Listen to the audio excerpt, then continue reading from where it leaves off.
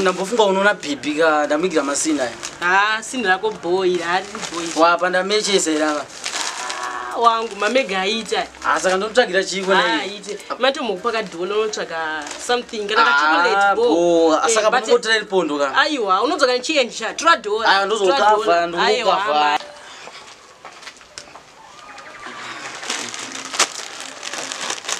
Chidya kubistia. Kochi? Shama wanda la buri munhu yasha. Ngokuti la badu bangoni country bantema neso apa kaita. Rise and shine. When is it time of killer? Shoshe bossy. Fireborn. Mujatiza zakawanda. Yishinipa. Exi. Chifudisisa. Exi. Moyo ndakamokupa. Kaupocha. Waide wachisa. Waunodisisa. Ndiye anokurasisa. Waunorasisa. Ndiye wachochaya nokudisisa. Exi. Anditafunga nezvako. Moyo wangu wakamigreta. Waindi underrated. Ndakawana wangu anoti understanda. Anditafunga nezvako. Moyo wangu wakamigreta. Waindi underrated. Ndakawana wangu anoti understanda. Waingochamba ungechula. Ndasiona kuti ndaita mashura. Yangu yakudonzi ndakura. Naindakasiwa ndakaita pachura.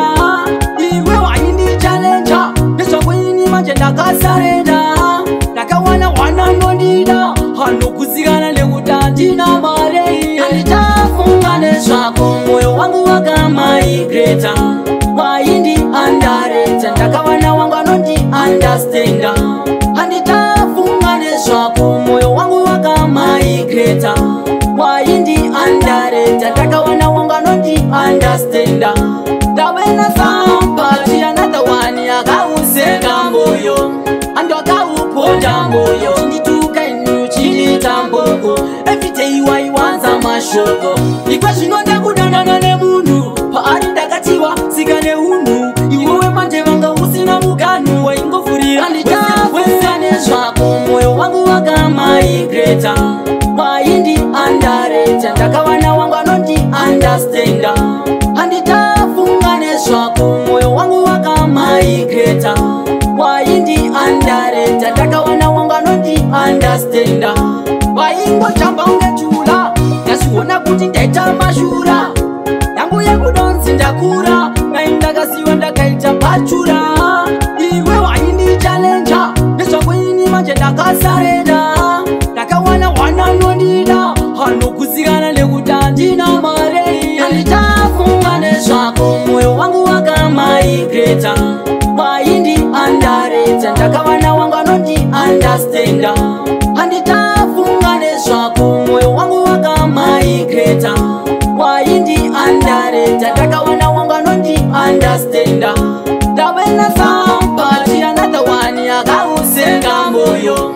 Andwakauponda moyo. Ndituka inu chilita mboko. Every day waiwanza mashoko. Ikwa shinonda kudanana ne munhu. Paari ndakatiwa sikane hunu. Iwewe manje vanga usina muganu. Waingofurira wese nezva. Moyo wangu wakamigreta. Waindi underrated. Ndakawana wangu anoti understanda. Anditafunga nezvako. Moyo wangu wakamigreta. Waindi underrated. Ndakawana wangu anoti understand.